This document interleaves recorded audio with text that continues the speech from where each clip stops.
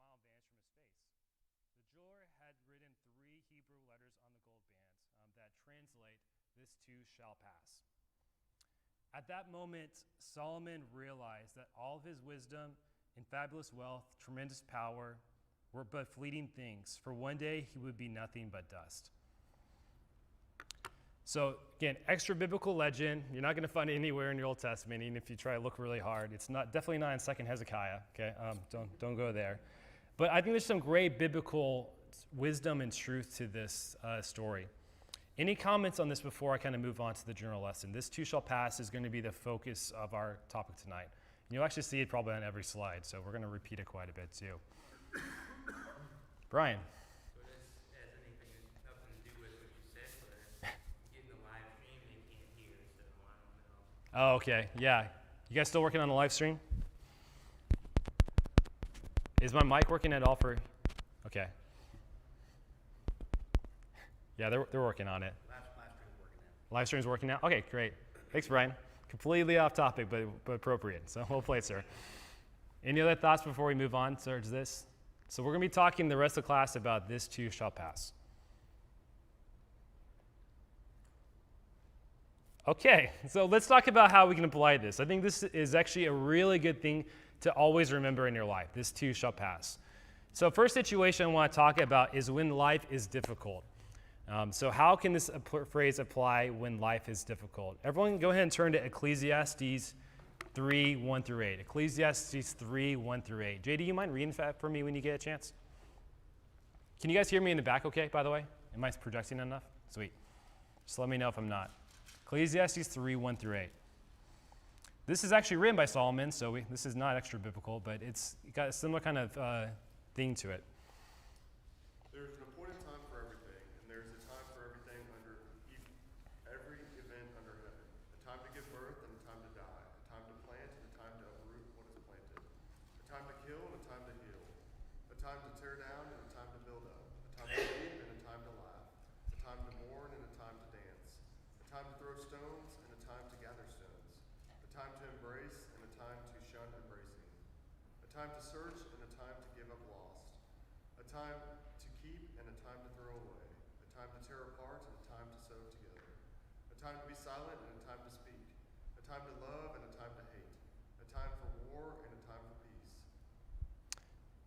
Thanks, JD. So my question I have for this passage, for the open-ended here, what does this teach you about hardship in life? So specifically apply this to difficulties, hardship in life. So what do you learn about hardship in life from this passage? I would say it's going to come and go. Oh, come and go? Yeah, absolutely. Mr. Rochton?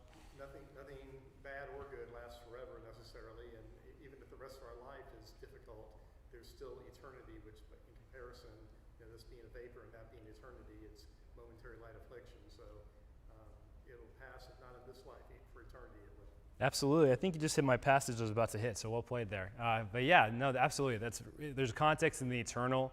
But this passage, you kind of see the back and forth, right? There's a time for mourn, there's a time for joy. There's a time to die, time to heal. You're seeing both happen. Any other thoughts along the line? What does this teach you about hardship? This passage? The whole thing says it will pass. It will pass, yeah. Yeah, it will, I mean, to me, I learned 2 things. It will surely come, but it will not be forever, for sure. You see both of those. Like, life is kind of full of both extremes as you go through it. Mr. Rogers' passage, 2 Corinthians 4, 17 through 18. You want to go and read that, since you quoted it? And Mr. Rogers is not here. Bob is. So Okay.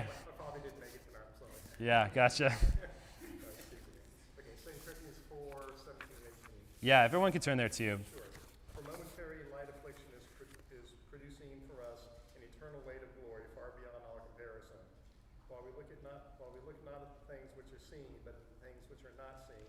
For the things which are seen are temporal, for the things which are not seen are eternal. So this is speaking to his comment, like there's a internal perspective that we have to have in the bad times in life, realizing that no matter what it is temporary, it will pass. In general, how can remembering this too shall pass help you through difficult times in life? And for context, I actually heard Gary say this to somebody on the way into the building on Sunday. Like, even I was probably planning to do this lesson, but You referenced it, I think, in relation to like a difficult time for somebody. But in general, how is this a useful phrase to remember in that? I'm not just calling you out all of a sudden, but Anyway, I look at it, there's, as long as you know, there's a lot of studies done around hope, right? And the difference in prisoners being in prison without the hope of parole, because there's no end to that. That does something to them mentally and shifts their thinking.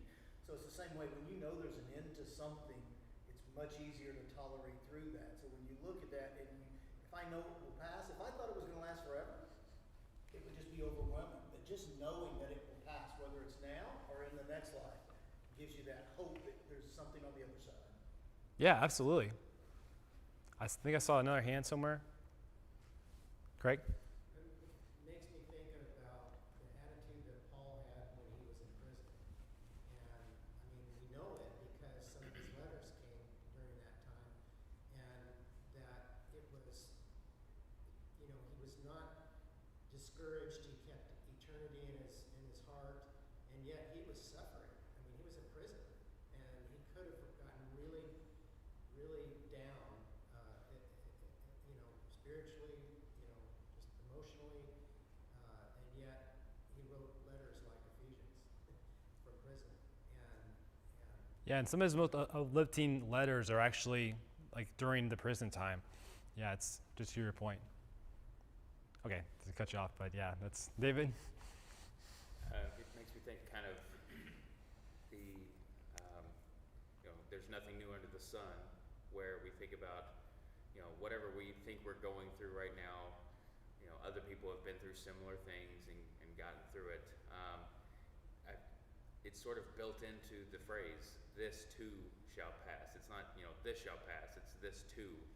The implication being, other things have passed, just like this also will pass. You've been through other things before, they come and go, you'll get through this as well. You know, just hang in there.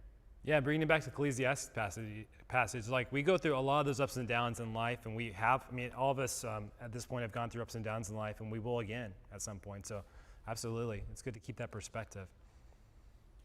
So definitely a really useful phrase to remember when we are going through difficulty. This too shall pass. We have hope beyond this.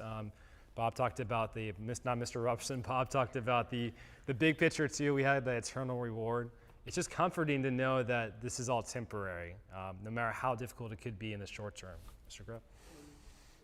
The scripture tells us that, especially with the early Christians suffering the way they did, said even if somebody kills you, you've got a reward afterwards. Yeah. So be thankful for that. And that actually hastens your reward too. So there's actually a positive to that, even the worst thing that could happen to you almost. Yeah. You know, so the passing of your life, it'll pass. Yeah. Yeah, you'll have the reward afterwards. Yeah, absolutely.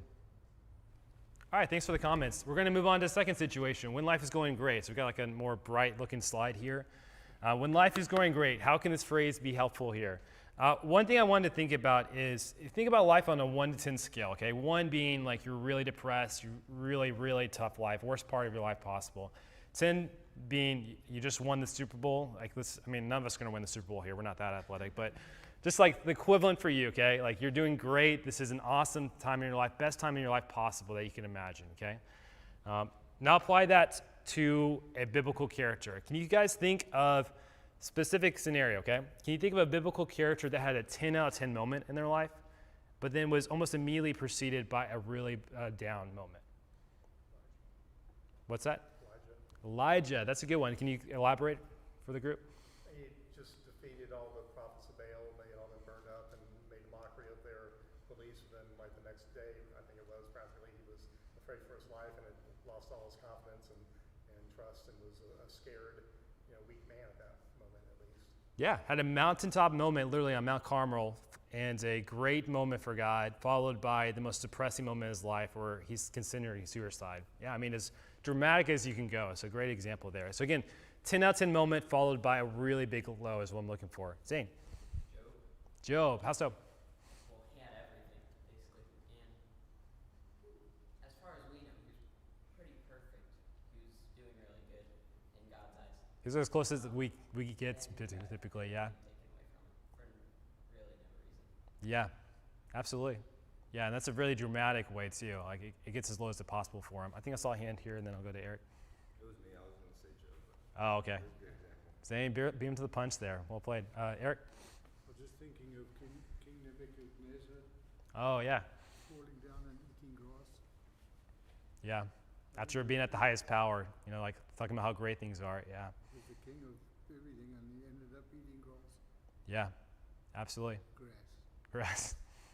Yeah, I wouldn't recommend it. It's not very flavorful. Alex, I saw you. Adam and Eve, they were living in the Garden of Eden, walking among God, and then we went back to station.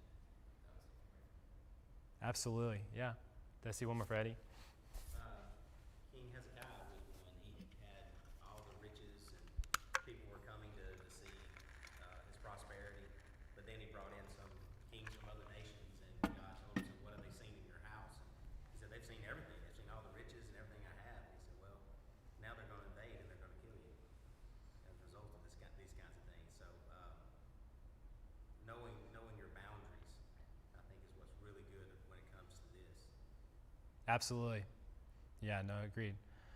A couple more I just want to bring up real quick that kind of demonstrate the point also. I think of Peter, he's declaring Christ as the Lord, right? And then pretty soon after that, he's ready to fight for Christ. He knocks off an ear of a servant. And then he falls at the same night. He knocks off the ear of a servant, cuts off the ear of a servant. He falls it by denying Christ. So his lowest moment is right after him going really strong for Christ. And one personal for me, just because of the Exodus class, think about the Israelites, okay? They crossed the Red Sea. That's as triumphant of a moment as you'll see in the Old Testament.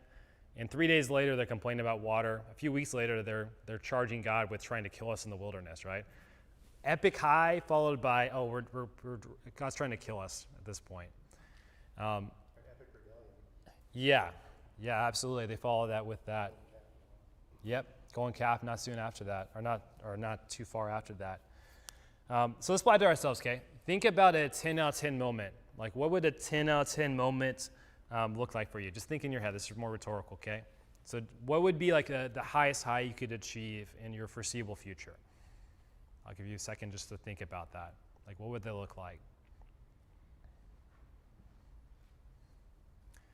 So now think about what would happen the day, the weeks after that moment. Would it necessarily stay at that level? Is it possible to stay at that level? Any thoughts along this line?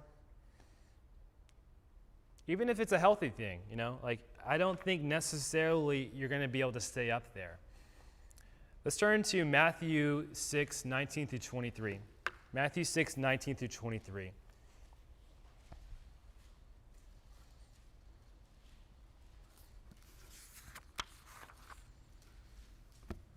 Dakota, you mind reading that for me? Thanks. Do not lay up yourselves treasures on earth, where moth and rust destroy and where thieves break in and steal. But lay up for yourselves treasures in heaven, where neither moth nor rust destroys, and where thieves do not break in and steal.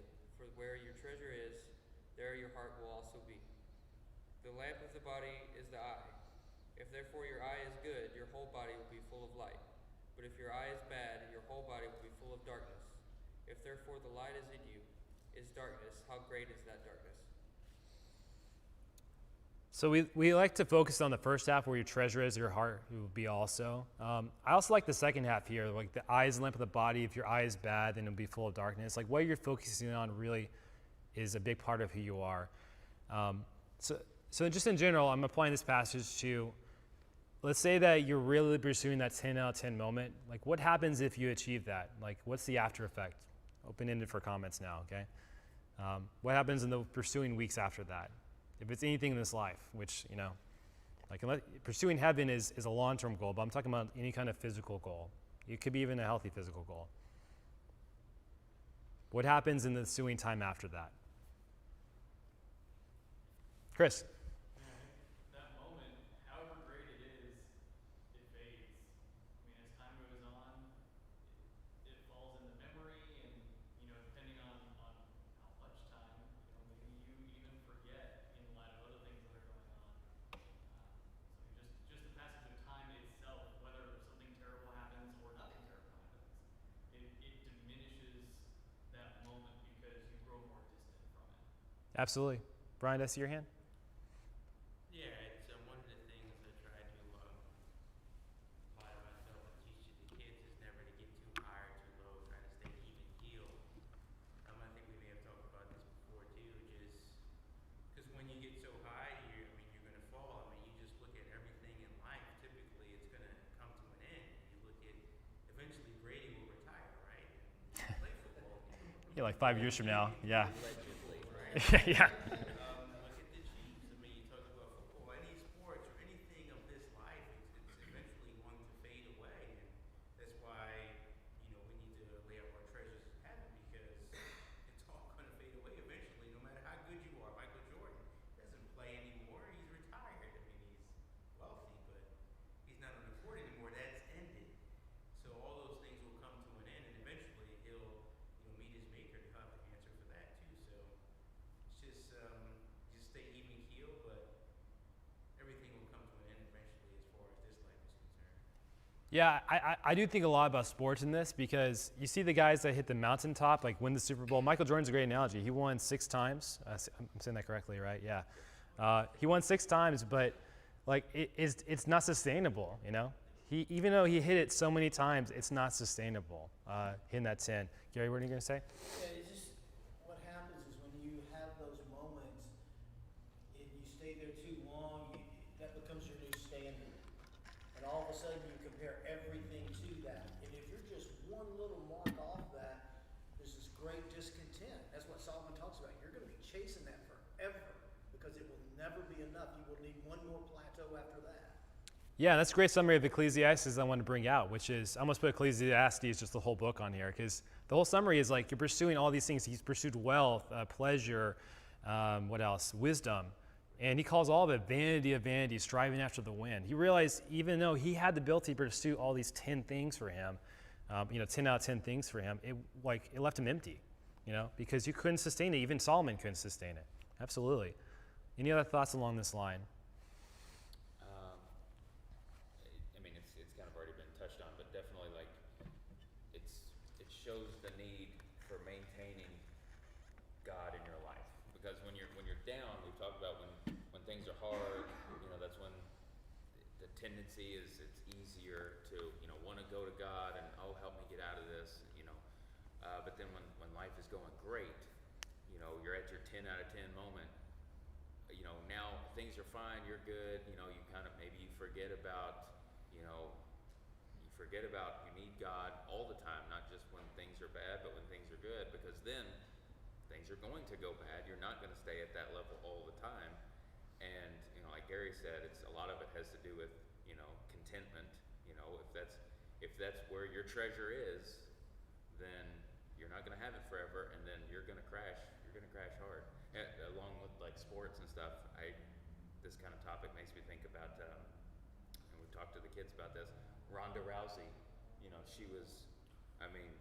She was on the top of the world. She was, whatever the title is that you had at the top of what she was doing, she had it. And movies, she was in movies and all this stuff. But as soon as she got beat the first time and lost all that, she was the one talking about, she thought about suicide and all this other stuff because she didn't have that anymore. And it's just, that's what happens when you're not putting first things first. Absolutely. No, great comment. You weaved in a lot of different things in there, so I appreciate that. Yeah, I think the general point I want to take away from this, which is just related to what you guys already said, is no matter what it is, even if it's a pretty healthy thing within this life, as soon as you hit that 10 moment, you're not going to be able to sustain that. To Gary's point, you're going to compare everything back to that if that's your focus. You basically have 2 choices after you hit a 10 moment. Either keep on chasing that with all your being, or to move on and try to get a more sustainable thing. So even great things in life have a price and have a cost to them, is my point. And if you're not careful, a great thing could actually turn into a bad thing because it leaves you worse off than before you hit it. So really, even when things are going well, it's important to remember that this too shall pass. Never get fully caught up in that 10 out of 10. I see a hand. You just made me think about, the saying, victim of your own success. Yeah. Yeah, it happens from a pride standpoint, but it just happens from an emotional, what you get caught up in, what you're pursuing, what your eye is pursuing, what your treasure is. So definitely something to remember within that. So third situation, okay, where this is helpful. So really any situation this is helpful. It's a versatile phrase, I think. Normal day-to-day life. How can remembering this phrase help us in our just normal day-to-day life? So nothing terrible is happening, nothing's great happening. You know, you just went to work and, you know, it's just a Tuesday, okay? How is this phrase helpful? It too shall, What's that? it too shall pass. Sorry, what? It too shall pass. It shall pass. Okay, yeah. Patrick? It just goes back again, I guess, that we talked about is kind of like the focus. I mean, the day-to-day kind of mundane, neither good nor bad, it's just gonna pass away. So I mean, just kind of the idea of like, what should your focus be on those day-to-day? Like, is it just trying to get work and do all the little things throughout life, or is it actually having the focus of, yes, I have to accomplish those just to get through day-to-day, but is then the underlying theme focus on God, because everything else is going to pass, but that would remain. Yeah, absolutely. Yeah, I totally agree. Gary? I'll say this one from personal experience. Sometimes we have a discontent with just a normal day-to-day life. We feel like that's not good enough just to be normal and go to work. I remember specifically a time when I was probably in late high school, early college. I just felt like we had the most boring family. Nothing ever happened. Nothing ever I could talk about. And I remember in this warped sense praying for God that something would happen to my boring family. We have to be careful what we ask for, because sometimes boring's good. Yeah. That's interesting. So you're basically a teenager. Yeah. Totally relatable. Let's turn to a passage connected to this. So what I want you to think about is how can this passage be connected to this phrase, this too shall pass, okay? Philippians 4 through 7. I'm skipping like some meat there, but I'm really just focusing on what I think is more applicable. Philippians 4 through 7, and then 10 through 13. Who wants to read that for me? Thank you. Rejoice in the Lord always. Again, I say rejoice. Let your gentleness be known to all men, or all men. The Lord is at hand. Be anxious for nothing, but in everything by prayer and supplication. With thanksgiving, let your requests be made known to God. And the peace of God, which surpasses all understanding, will guard your hearts and minds through Christ Jesus. And then verses 10 through 13. But I rejoice in the Lord greatly that now, at last, your care for me has flourished again, though you surely did care, but you lacked opportunity. Not that I speak in regard to me, for I have learned in whatever state I am to be content. I know how to be abased, and I know how to abound. Everywhere and in all things I have learned both to be full and to be hungry, both to abound and to suffer need. I can do all things through Christ who strengthens me. Thanks, Matt. So again, the question stands, how does this passage, specifically what we read, apply to this idea, this too shall pass, specifically towards his day-to-day life? That last piece there where he said he has learned to be full and he's learned to be hungry. In other words, he has to accept that this is going to happen and still be content with it happening. Absolutely. In whatever situation, he says, I will learn to be content. Absolutely. Chris. I think a lot of times we tend to, this too shall pass, or in verse 13, I can do all things through who strengthens me. We tend to use these phrases in extreme situations, either in an extremely bad situation or an extremely good situation. But I mean, especially in this context, you know, rejoice always, not just when things are bad, not just when things are great, but always, even in the boring and mundane day-to-day life, and understand that just like the good things and the bad things, all the things that are boring that we will forget in a couple of weeks, they will pass too, but that if our focus is where it should be, those things are eternal if our focus is in the right spot, and those things will not pass away. Yeah, absolutely. I love you brought up a tidbit about like how we apply this passage. I really do think this talks more about day-to-day life. Like he's talking about whatever situation, rejoice always, like you said. I'm kind of just repeating what you said too, but it's really about how we live the normal life is what this speaks to, I think, more so than anything else. So yeah, there's some great wisdom he puts in there for that. I saw Mike, I think. I'll take a different avenue of this and think about, I'm thinking about it a lot lately. The passage of time, how all of a sudden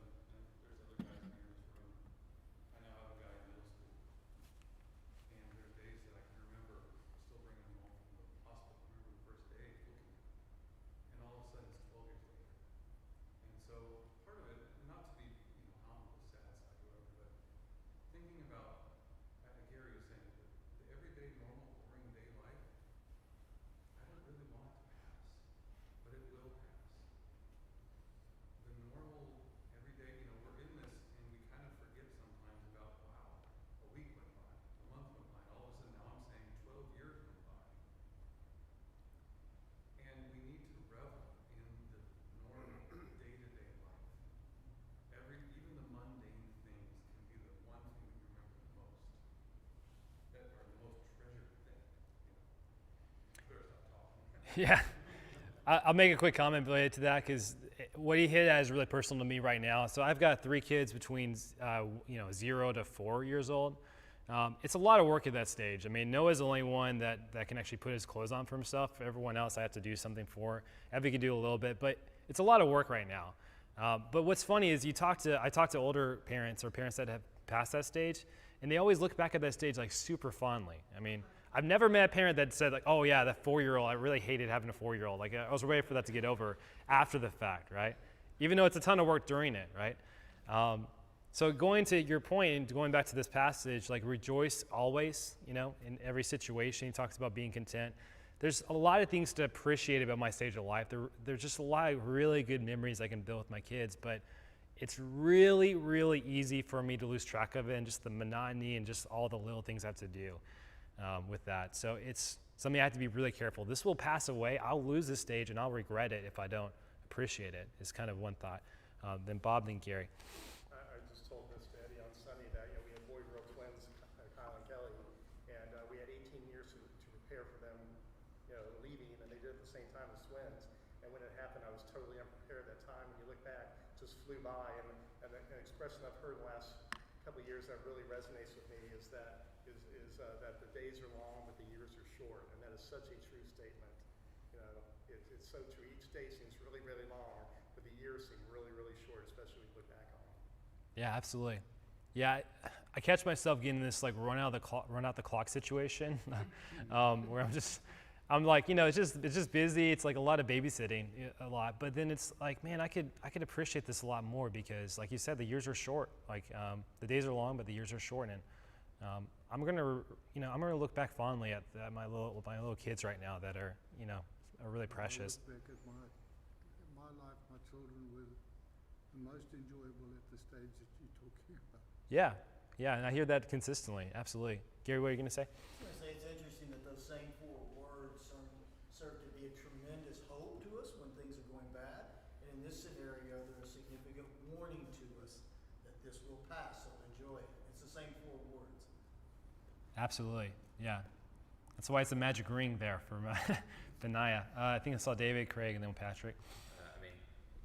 Gary kind of just hit on a lot of what I was going to say is, you think of it applying to whenever we're going through the hard times, hey, just hang in there, it'll pass, but this, hey, this time is going to end, whether you want it to or not, because, I relate very much, Mike, to what Mike was saying. I have a few kids, and man. 2 or 3. I'm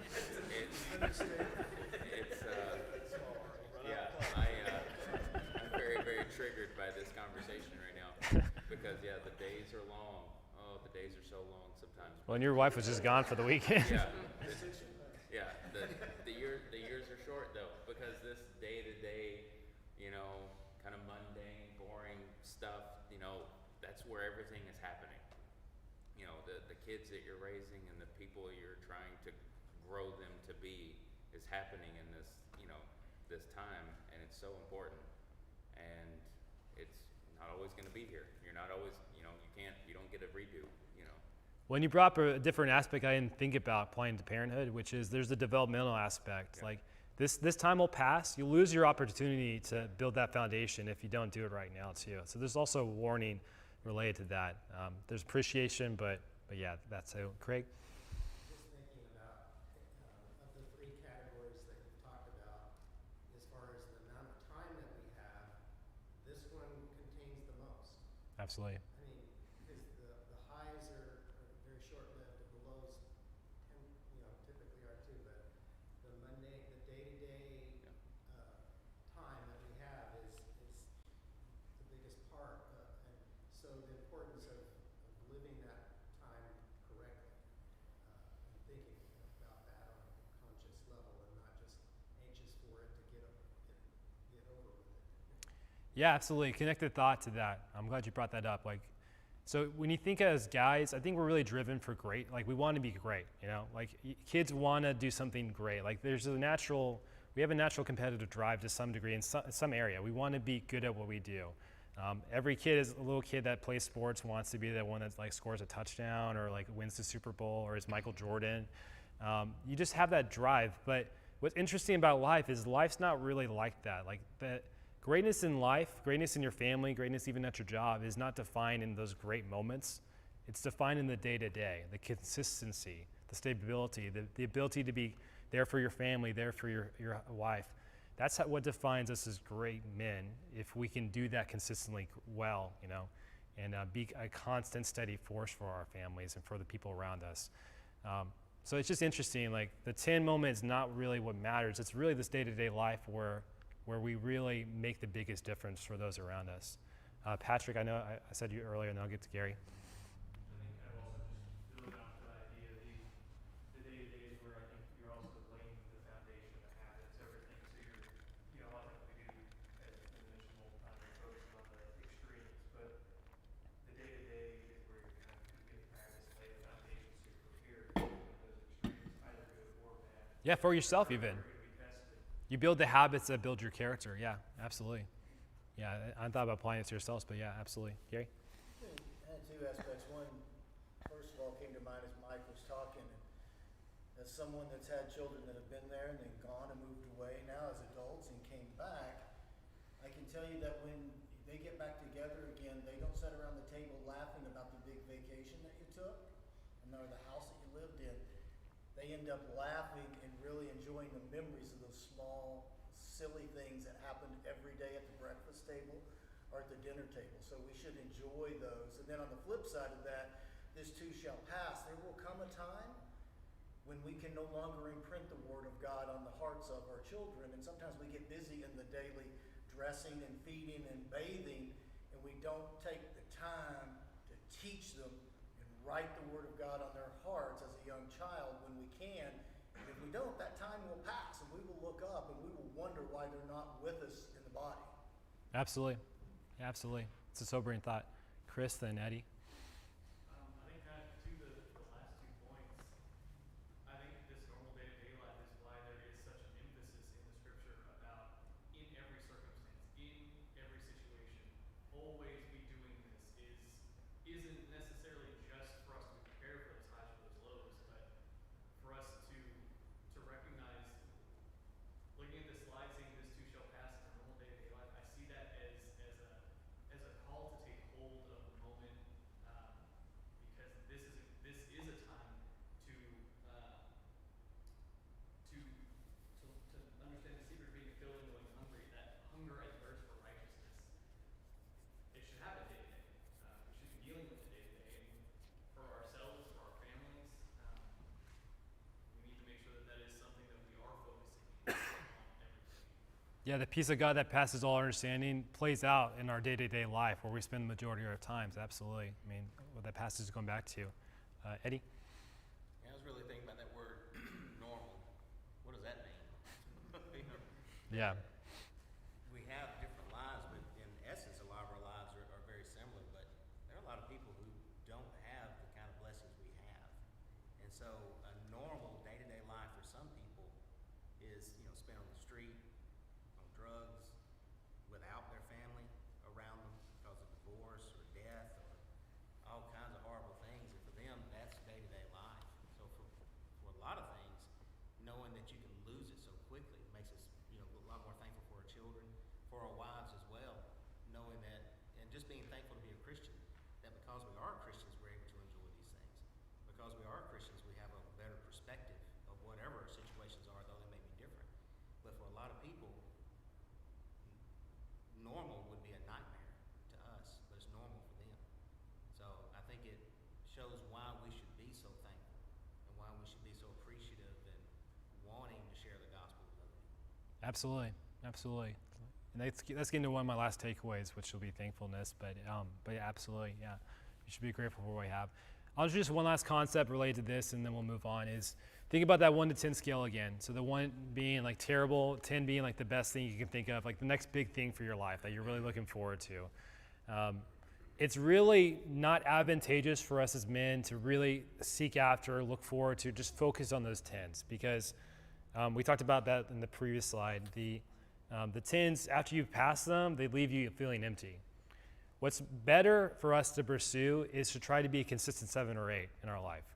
Not too high, not too low, but consistently, content, joyful, steady, like appreciating what we have, being thankful for all the situations, all the blessings God has given us. So don't go after that 10. Don't make that your focus. Try to be a consistent 7 or 8 in life. And if we can do that, how would that, or why would it be better to shoot for that? I'm going to just ask that question. Like, why am I focusing on, try to be a 7 or 8, on the scale consistently? Proverbs 30, verse 8 answers that a lot, where he talks about, it says, give me neither poverty nor riches. I don't want to be poor that I would steal, and I don't want to be too rich that I deny my need for God. So I like right in the middle there somewhere. Yeah, absolutely. Did I see your hand, Craig? Well, I was thinking about Solomon and his pursuit of physical pleasures, and because his thinking, in which he kind of expounds on the first couple of chapters about how I had all that I needed to pursue these things, and it's kind of like your question about he was pursuing 10. He wanted to find the ultimate. And he did it like a variety of things too, yeah. And he did, and he was able to. Yeah. He had the wherewithal to do it, and yet, his the outcome was that that was vanity. That is a ridiculous pursuit, and I take it from me because I've got more than anybody will ever have to be able to obtain those things, and it was a worthless pursuit. Absolutely. Totally agree. That's a good application with Solomon. By applying the fact that it will pass. The Apostle Paul said that he had learned to be content. So the content didn't only apply when things were going well, but also when things were going bad. When I was still learning to be a real estate agent, one of the things they said to us is that the power of positive thinking. That's exactly what the scripture was saying. When the light is in you, then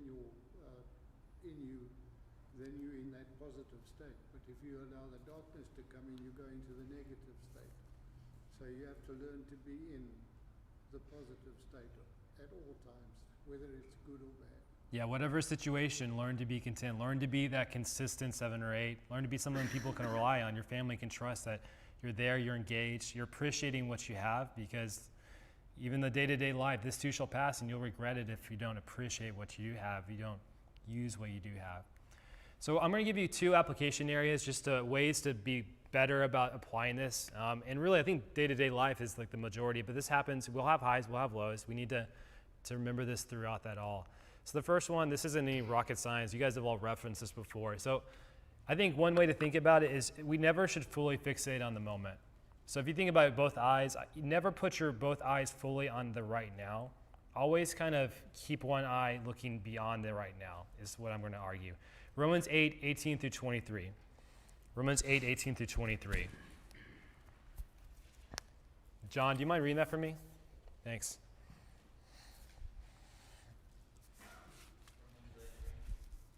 Yeah, Romans 8:18 through 23.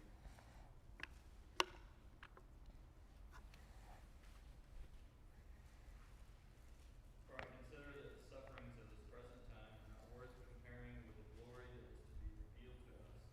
For the creation waits with eager longing for the revealing of the sons of God.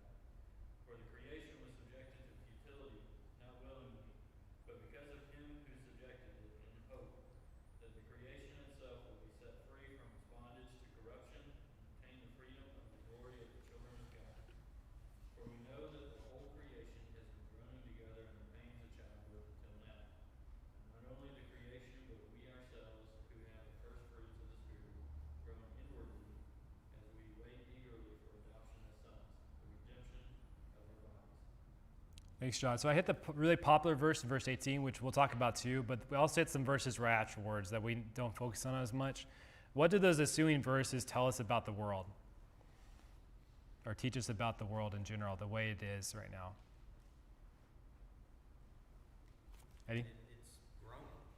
It was created one way because of man's sin. It was corrupted, and since then the earth was just waiting for its day to be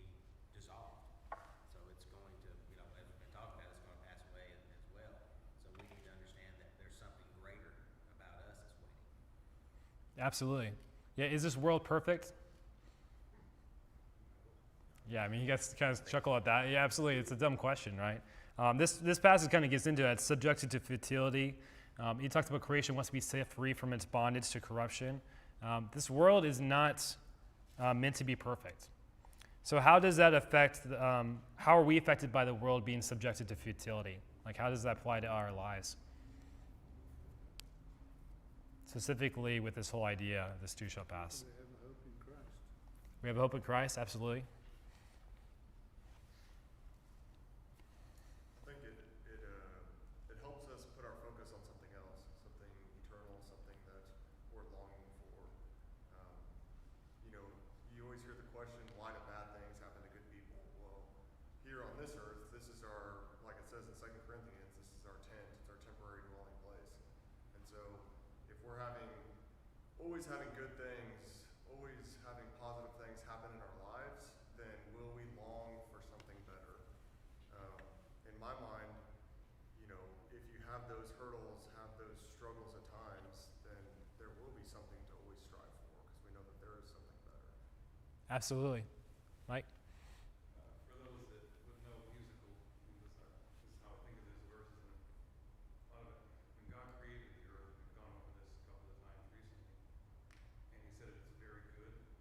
Musically, it was a perfect pitch. There was no dissonance. It was absolute perfection. From that time that Adam and Eve fell, there's now been dissonance in the world. It's not a perfect pitch. And when you think of dissonance in music, you're waiting for the resolution in a piece of music, right? There's this thing that you can just feel in your body. It's just like, it's not all the way there. Now, we know that there will be a resolution. Whether that happens to us now or later, there's a resolution. There will be a perfect pitch, a perfect note once again. I think that's how we can think about it in terms of, we know it'll be coming. But we also know, and I think it's also just realize that this world is not perfect, right? It is in dissonance right now.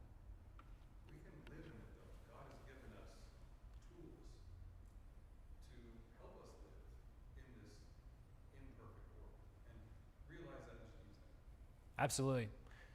Yeah, along those lines is God has not made this life to be a 10. It's too corrupted, it's too vulnerable. He's made our bodies to where they're going to fail. It's a surety. I mean, I already have some knee pain as a 34-year-old, just from having an ACL tear. I mean, it's not a big deal, but it will be probably 30 years from now because I'll probably have to get a knee replacement. But I mean, that's just a side point, okay?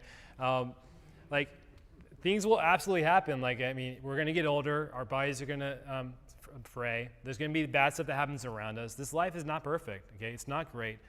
Therefore, it's not wise, it's not smart to seek out a 10 in this life. It's not smart to seek out a great life here because you're going to fail. There's just no way around it. There's just too much corruption. God has not made life to be like that, to be a great, great life in this life. If that's your focus on this life only. But how can we find joy in spite of that? To me, this kind of backs up to verse 18. For I consider the sufferings of this present time are not worth comparing to the glory that is to be revealed to us. So again, it all is about that focus. This life is not going to be great by itself. You're going to have hardship. You're going to have those ups and downs. But if you keep your one eye beyond that, then there is joy to be found in spite of the ups and downs. Another passage, Romans 5, 3 through 4. Again, this is all talking about your focus, how that really changes how you can go about life. Romans 5, 3 through 4. And we'll skip James 1, 2 through 4. It's really the same. It's got the same kind of message here. But Romans 5, 3 through 4, who wants to read that for me? Go for it. Not only that, but we rejoice in our sufferings, knowing that suffering produces endurance, and endurance produces character, and character produces hope.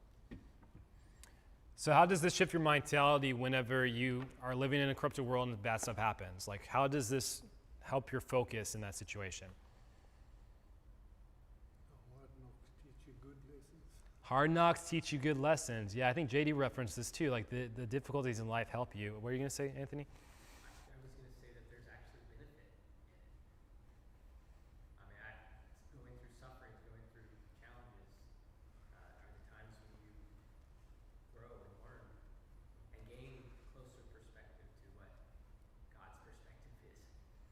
Yeah, absolutely. Like your cancer treatment in the moment, if you're just focusing on the moment, there's no meaning in that. Like it was pain, it was struggle, it was hardship.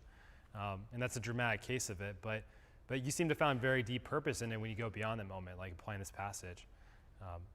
Yeah, absolutely. Any other thoughts along these lines? So again, the idea is keep one eye, don't keep both eyes fixated on the right now. Like always kind of keep a perspective beyond the right now.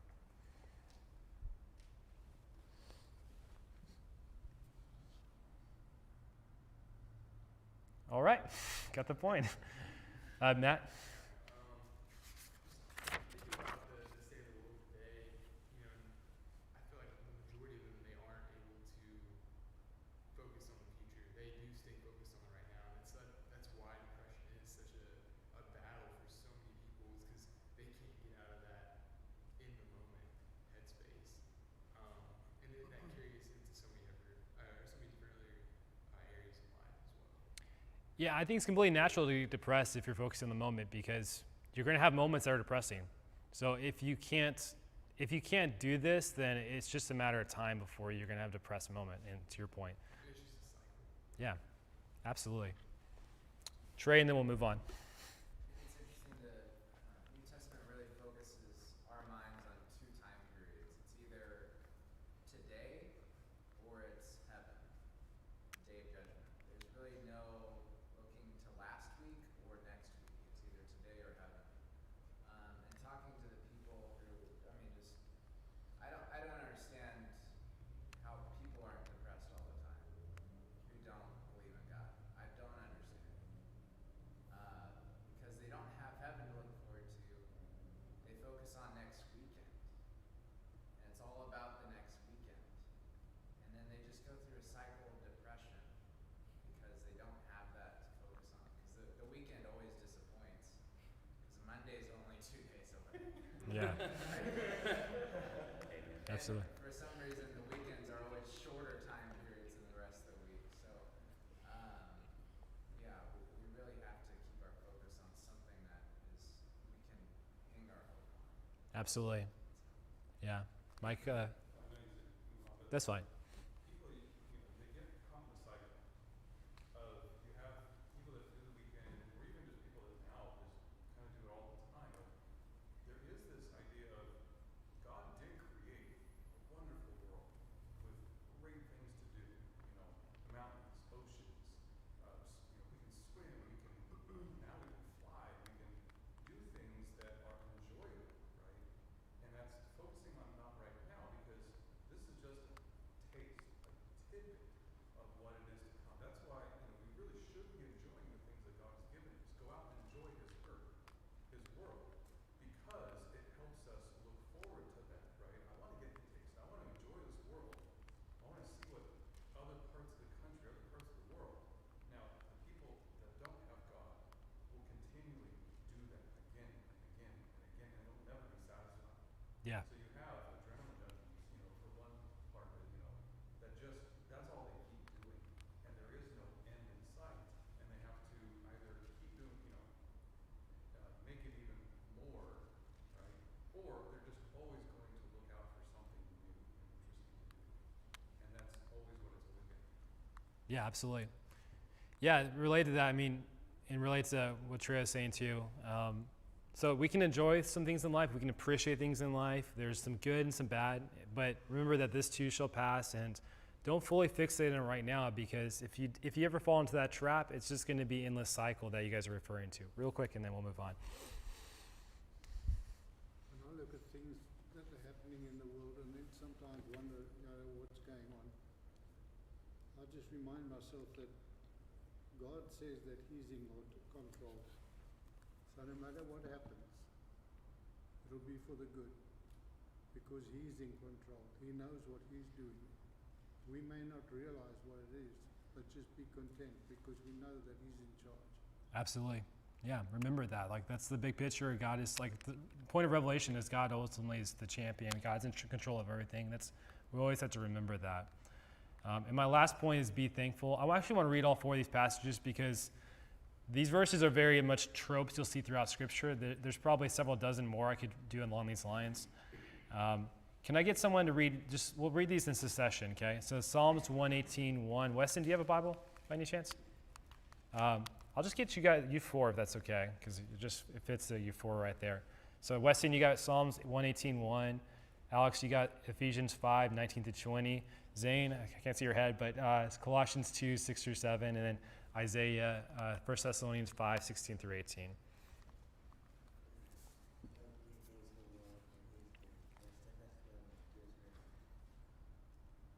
Give thanks to the Lord, for he is good. Yeah, Alex? Addressing one another in psalms and hymns and spiritual songs, singing and making melody to the Lord with your heart, giving thanks always and for everything to God the Father, and in the name of our Lord Jesus Christ. Thanks. Colossians 2:6-7, that's Zane. Therefore, as you receive Christ Jesus the Lord, so walk in him, rooted and built up in him, and established in his faith, just as you were taught, so abounding in thanksgiving.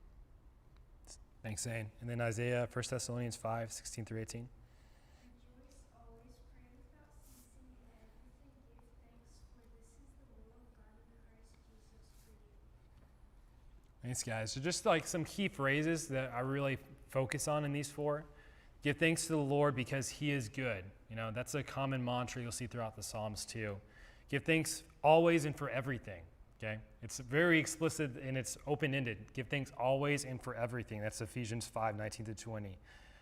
Colossians 2:6-7 talks about being overflowing with thankfulness. You think about we just have continual overflowing of thankfulness in everything. And then 1 Thessalonians 5:16-18, rejoice always, and it specifically says in all circumstances, rejoice. How do these passages like this, and there's more like this, help us to live a consistent 7 to 8 mindset? Going back to that idea.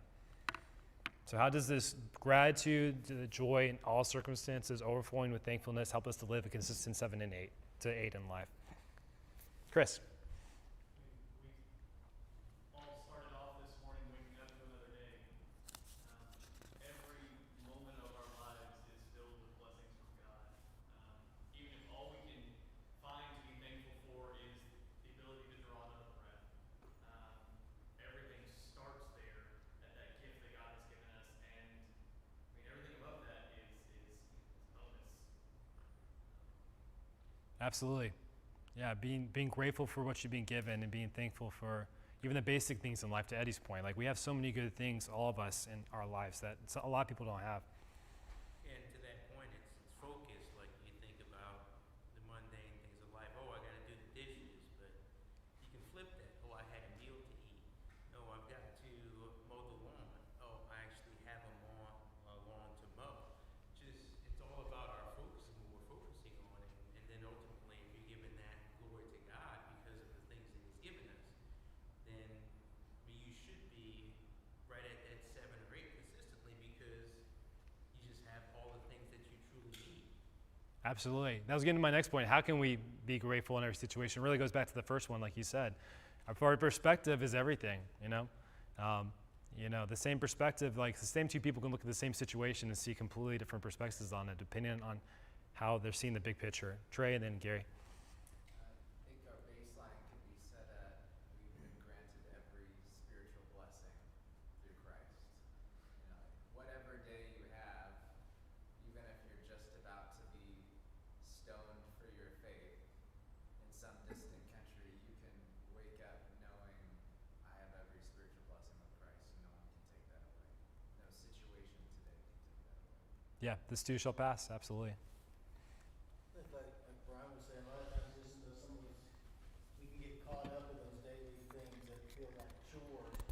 So my question to myself is, how do I flip around and make myself thankful for that? A lot of times just trying to create a habit of vocalizing it helps. If you say thank you, your wife prepares a meal, does something, somebody fills up the car for whatever it is, take the time, even though we feel it, say it. Because the more we say it, the more we begin to feel it.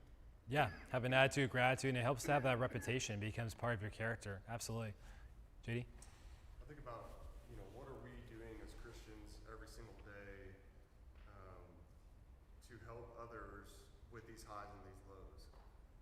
Are we thinking about them? Are we using our blessings to benefit others?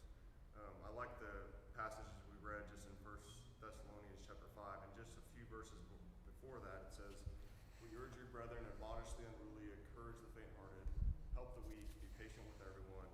See that no one repays another with evil for evil, but always seek after that which is good for one another and for all people." So what are we doing in our day-to-day, mundane lives to serve others, to put others before ourselves, to help them get through the highs and the lows of their life? And then in return, they do that for us as well. So. Absolutely. And connected thought to that is, I was thinking about how much of a light are you, how much of a rock are you to those around you, your family, your coworkers even, your kids. If you're overflowing with thankfulness, if you give thanks in all situations, if you're just a grateful person that expresses gratitude all the time, how much of a beacon of light are you, especially in the dark world around us? Like just having that mentality, being willing to be thankful even in the mundane, and be willing to help others through those situations too. That's just such a powerful thing. If we're thankful continuously in every situation. But yeah, any other thoughts along this line? Eddie? One thing, when it comes to thankfulness is more about sobriety, I guess you could say. It's about being very attentive to what's actually taking place. And so circumstances don't dictate steadfastness. It's thankfulness that dictates our attitude and our actions. And so we're purposeful with those things. Like JD was mentioning a moment ago, thinking about whether or not you've served, thinking about what God has blessed you with, thinking about those things that really matter the most, those things that, because when it says that this too shall pass, there's coming a time where it's not going to pass anymore, and that's eternity. And so that's what we're always working toward. And if we can keep, the task of each day was the thing that kept coming up a lot. And we do get so focused on the task that we forget about the day, that the day was what God made, and be glad in it. The tasks are things that we have to do to make it through life. And, we have obligations, sure, but that's not the sum of life. It's like the person who was consumed with the money, and Jesus had to remind them that life doesn't consist of the things we possess. Life is a whole lot more than that. It is about the day to day until that eternal day. And so I think that sobriety is really important. Absolutely. No, great comment. So I'll just try to wrap this up. Just so this lesson will pass. A couple people made that joke ahead of time. I was waiting for it. Yeah. So week to week, if nothing else you remember from this, remember you can remember the magic ring story, but really just remember this one phrase. Okay, really simple 4 words. This too shall pass. Okay. When life is going great, that's awesome. But remember that this too shall pass, and know that there's going to be an inevitable fall from that. You're not going to keep up that high moment. Things are going to just be more mundane or different. When you're facing hardship or struggles and pain in life, remember this too shall pass. Maybe in this life, this too shall pass will apply to that situation. Maybe not. Maybe it will still be a struggle. But ultimately in the next life, this will pass until we get to the eternal reward that's spoken about. In day-to-day life, in the work, the monotony of everything we do, of parenting in my case, but at work, we all have monotony to our lives, day-to-day things we have to do. Remember, this too shall pass. Find joy in your life because it will not last forever, and you'll look back and regret it if you don't appreciate what you have now. And just big picture, always in everything, give thanks to God for what He's given for us, and remember that throughout that. Be a consistent person that others can rely on. So I really appreciate all the comments. If I could get one volunteer for a prayer, I would appreciate that, and we'll wrap it up with that. Okay.